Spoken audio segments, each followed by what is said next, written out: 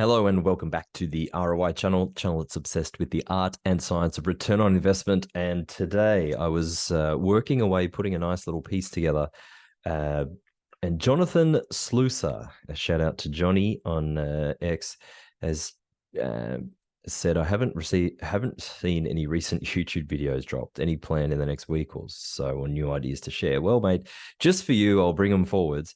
I've always got ideas in the works, and I'm always working on them. Sometimes I get them out there, and sometimes I don't. Subscribers always get the right cadence. So what we're going to do today, mate, just for you, is I'm going to bring it forwards. I'm joking if you haven't worked that out already.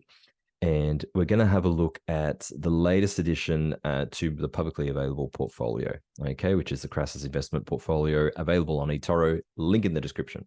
So Clarkson's shipping, what are these guys? Okay, let's take a look. Before I get into it, obviously disclaimer, nothing I say is advice, guys. Read the disclaimer.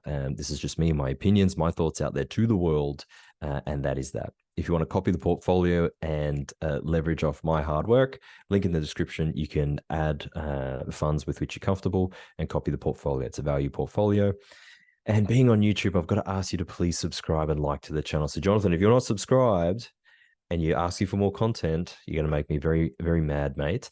And speaking of subscribers, it's been made aware to me that half the views are from people that are not subscribed. So if you're getting some value, please just do like and subscribe. That's all I ask. It just helps with the algorithms and all the rest of it. So with that out of the way, big theme. I've been talking about it for 3 bloody years, and I'm over the weekend with my recent discussion with Rick Rule, which should be out on the Money Levels channel. Check that out. We're talking about inflation beneficiaries. We've spoken a lot about hard asset companies and doing deep dives on working out companies that can be bought at a discount to their net asset value. Today, I've got an example of an asset-light inflation beneficiary, or in other words, a clip the ticket style business. Before we do that, I just want to go through and put my thoughts on a slide so you guys know what the hell I'm on about. In inflationary periods, if you really look at it, if you really study, the hard asset-based businesses that people think are always the place to be, they only outperform for very short periods of time, and then they decay quickly. And during periods of non-inflationary times, they actually do fairly poorly. So what we're looking for, well, what I'm looking for, is number one, in protecting myself from inflation. There are many ways I'm doing that in my investment strategy, as well as geo-arbitraging expenses and so on and so forth. What I'm looking for are those businesses that can benefit from inflation. So they would be hard assets, but you've got to pick the right time, the in and the outs.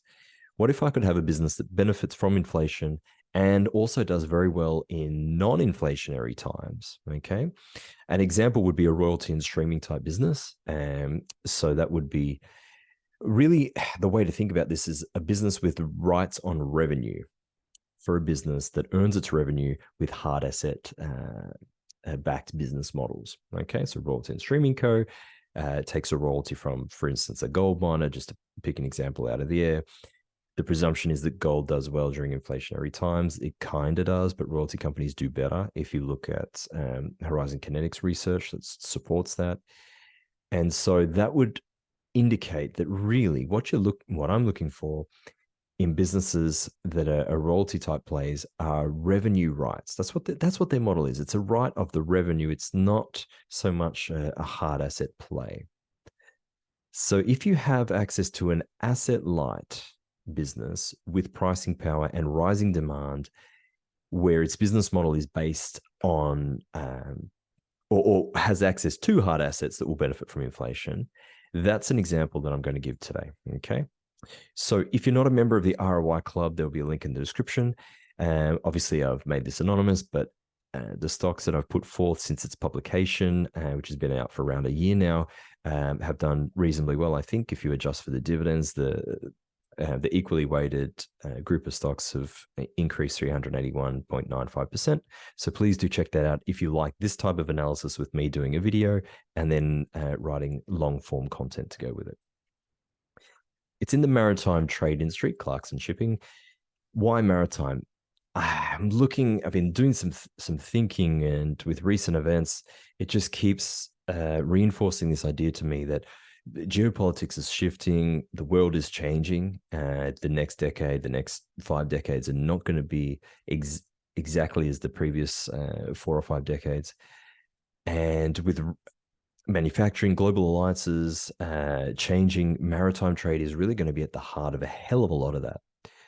So you can look at this two ways, and I am looking at this two ways. You can buy discount to an asset heavy play on this business, such as tankers. You guys know my position on DHT and Frontline. I've done deep dives on both of those, and somehow fluked the the run up recently.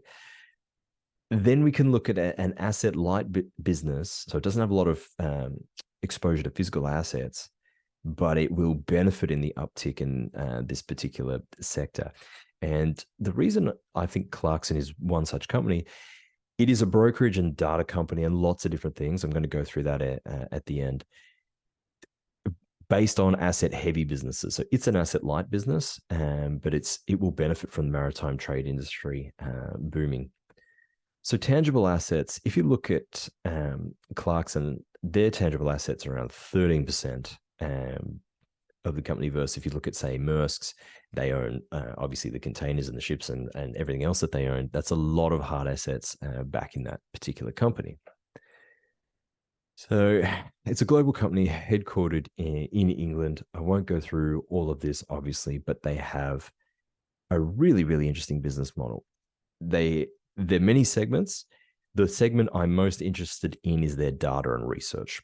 So people wanting to engage in global trade, looking to find vessels, finding the best course for those vessels, and that will be of the utmost importance now, given the hostilities in the Middle East, rerouting trade routes and all of that.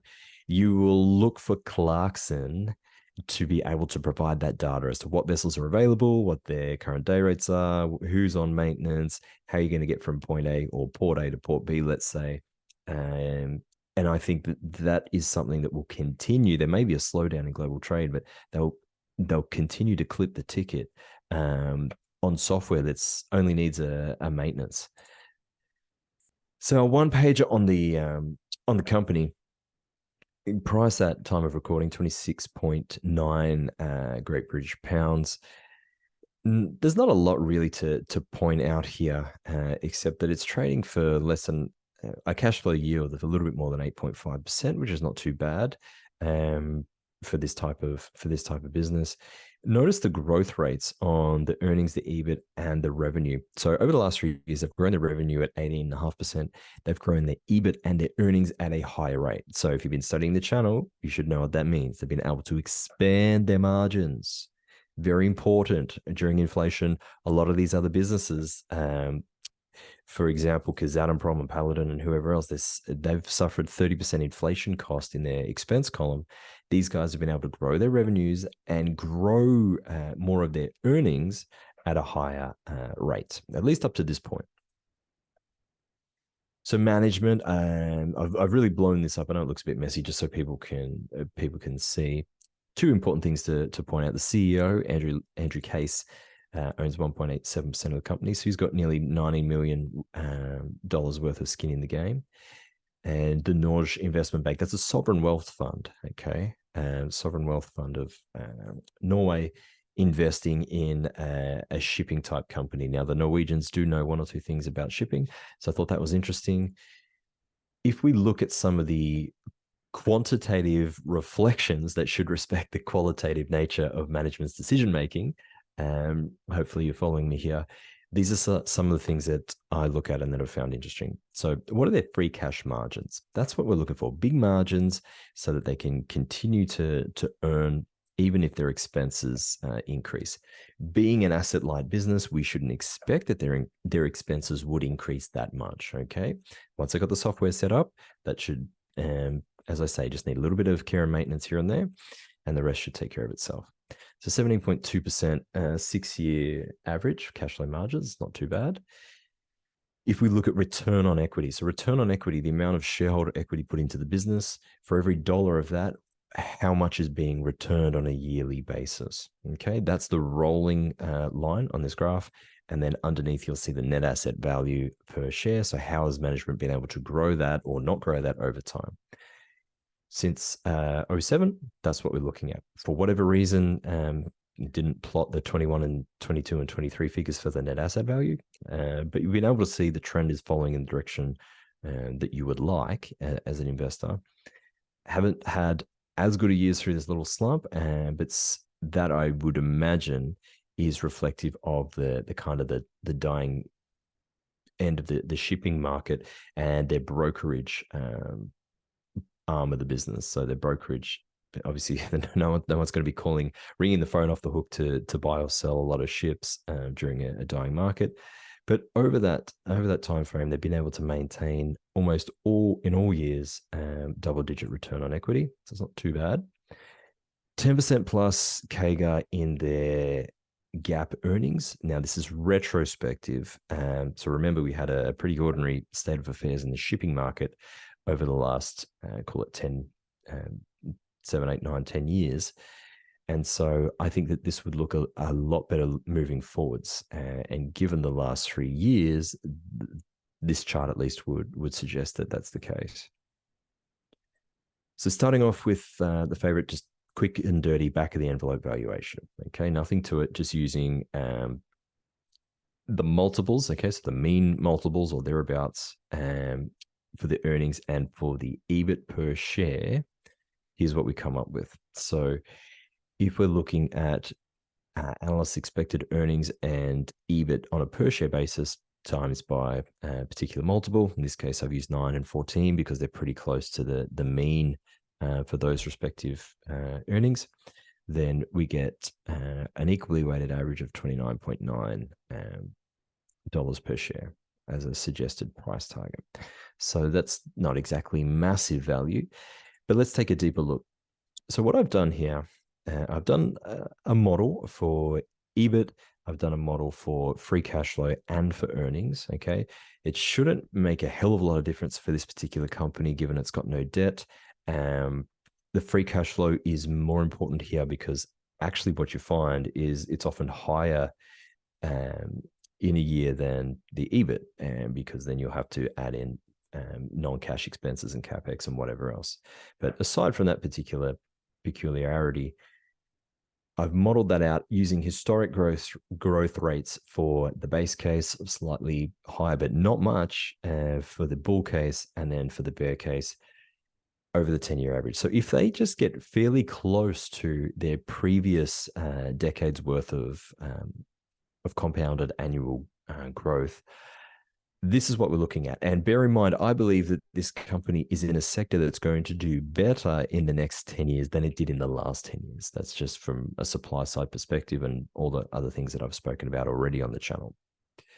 So if we put it into that matrix, a base, a bull, and a bear case, this is what I'm looking at, okay? I've got 2 columns here. The first is the extrapolated columns above that you'll see using the weighted average cost of capital for the discount rate. It's at 10%. To me, this seems silly because the company basically hasn't got any debt, okay?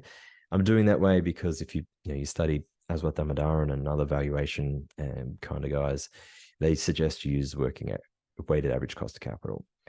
But if you stop and think about it, then what I've done is I've also put in the same model at 20% discount rate, suggesting that I want that to be my IRR. Okay, so what is the price at which I can afford to pay for these shares, assuming these assumptions are true and correct, over the next 10 years to achieve a 20% compounded annual growth rate? It is not going to be that simple, easy, cut and dry, I know, but I have to start somewhere, and this is where I start with my models. So in both cases, in the 10% discount rate, if you're happy with that as a compounded yearly return, the valuation model suggests somewhere around 47.23 pounds per share. If you take a 2/3 margin of safety, that looks like 31 pounds. And if you're more aggressive and you are looking for closer to 20% IRR, that would suggest the valuation, the max you could pay today, $30 or 30 pounds and 80 cents. And then 20p 34 would be if you added in that 2/3 margin of safety, which is extremely, probably overly stringent as a criterion. So I think there's a big case to be made for this particular company, and particularly given the factors that I've mentioned throughout the video. Okay, so price action over the last few years, obviously you had COVID and some volatility here and there. I think around 20 pounds would be a very compelling buy for this particular company. So I have added to the position. I'll look to continue to add on any weakness, and I think it's one to stick in the portfolio. Depending on what price I can get for it, I'd put it up to around 5% in the etoro value portfolio, and just let the business value grow over time, and let the market catch up to where I think its current value is. This is my personal favorite part of the business, is it's taken from the corporate pres, which I'll go through at the end. I just want to do all the valuation, so you can have a look at the valuation and you can leave, or you can stick around or do whatever. From here, what is really interesting, they've done some M&A, so Mardocs and Recap Manager, and they've brought all that in-house. So acquired the contracts platform for the tanker market. And if you have followed some of the things I've been putting out, you know how I feel about the current state of the tanker market. With this, I believe it's called CNET or C tracking system, they've been able to, that to me is the most exciting part. So all that data is extremely valuable for anyone wanting to engage in maritime commerce. They've done that for dry and wet recaps. They're doing it in the tanker market, and their goals for the rest of this year is to do, I believe, as far as I can understand, the same kind of thing for more sort of dry stuff. So coal, grains, other dry bulk, iron ore, who knows. So I think there's a tremendous growth opportunity, and with this type of business, those customers should be fairly sticky. There'll be an acquisition cost to market and get those customers, but once it's there, there's not a heap of capex that should be needed into the future. And so you can imagine that their growth rate, they'll be able to keep their prices increasing on a subscription model, I would imagine, over time, whilst keeping their costs relatively fixed. So that's that. An asset light royalty / brokerage type business, but it's multifaceted. So I think that it could easily surprise on the upside in terms of its growth rate. However, as you saw when I extrapolated out the previous decade's growth rate, the company doesn't have to really do much more over and above that in order for it to be a fairly compelling value from here on out. So a decent return on equity in an industry, in a decade, in an industry that really it wasn't pretty. So it does suggest to me that management are decent capital allocators. Management has got a decent amount of skin in the game, and so I'm really I want this stock to crash so I can buy it, basically, like all the stocks. Sometimes it happens for me, sometimes it doesn't. Okay, so that's the main presentation as such. What I'm interested in, I won't go through that, that's a lot of dry financial stuff, is just go through the quarterly pres and just make a few comments. So I like to look at this. This is a good visual. So the free cash at the start of the period, what they did with it, and where they finished. Okay, so here's the influx from cash from operations. They're paying out a decent dividend. They've grown their dividend every year for the last 20 years, which is interesting information, I think. Taxation, working cap, as you can see, not a heap going on there. CapEx is a pittance compared to the cash gen and the current cash on the balance sheet. They did a little bit of acquisitions, which appear to be intelligent, which is good. And so there they are. They're finishing up with a decent amount of cash. So if you look at the dividend, here we go, 19.4 versus the cash at bank, basically debt-free. This company, that should be able to continue to pay that dividend. And it's a very sturdy balance sheet from what I can make out. Here's that dividend history. I just mentioned that at the end previously. So I won't go into that. Comments, these guys are at the heart of obviously all the data. So they've got their finger on the pulse of maritime trade. So it does suggest, or it supports, let's say, my thesis that shipping is in some sectors, is a really nice place to be over the next, who knows, a year or so, maybe longer. Freight rates across energy have been strong. And then obviously containers. Someone asked me in the Discord group about containers. I'm not a fan at the current state of affairs. Dry bulk does look decent. It's always a seductive play. I don't have any real exposure to dry bulk, so I won't comment on that. Supply of shipping is what it's all about. And I've said this before in my other videos. And really, to me, crude in particular, dirty tankers in particular, VLCCs, all the data I look at says there's no more VLCCs coming online anytime soon.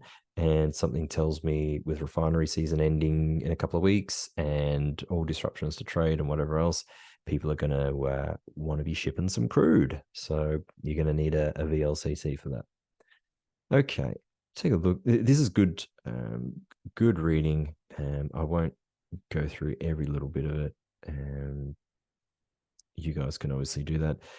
I'm not 100% sold on this, but this is based on some of the day rates these guys are seeing divided into different sectors. So at the moment, dry cargo looks like it's really in the doghouse. No one wants it. And containers also, and that'll be the reason that I mentioned. LNG is an interesting one. There's supposedly all this infrastructure going into LNG and the tanker market, but really there's only a couple of ways to play it. Cool Company is one, and I've spoken about that with Chapper and Scarborough. Everywhere else looks good except, offshore renewables. That to me is more the servicing vehicles of those rather than the actual wind turbines. I'm steering clear of wind turbines, but I suppose offshore vehicles, if they're multifaceted and have different uses, would probably be okay. I don't have any offshore wind exposure at all. Offshore services through Tidewater that I spoke about bloody a year ago. Yeah, tankers, bulkers looking a little soft. I think the reason I'm pointing this out is I think this is a good presentation. Reading this presentation, you'll get a good understanding as to what's happening in the entire maritime sector is probably what I should have led with. Chinese economy. Everyone's scared of the Chinese economy, but things don't appear to be too bad according to the data. Container ship, bulk carriers, supply side in key markets. I believe that's looking at the whole fleet or dry bulk and dry wake tons. I don't particularly understand this graph, okay, because I think it would look a lot different if you were to zero it into let's just say the tanker market. And secondhand prices, new build prices, VLCC. Okay, here we go. So look at this. VLCCs going up for secondhand VLCCs. Why? Because there aren't a lot of them around. They're becoming very valuable. This is why this is the area that I've been harping on about. And offshore index, oil and gas investment. There's all the stuff we've spoken about. We don't need to go into that again. So that's that. I might end the video here, guys. Any questions, please do drop me a comment. Please do like and subscribe. And I look forward to catching up with you in another video shortly. As subscribers, paying subscribers get obviously primary access to my attention. But I will endeavor to keep up with relatively frequent free posts, Jonathan. So I hope you're happy with that. Hope the rest of you guys are too. Take care, and I'll catch up with you shortly. Take care. Bye.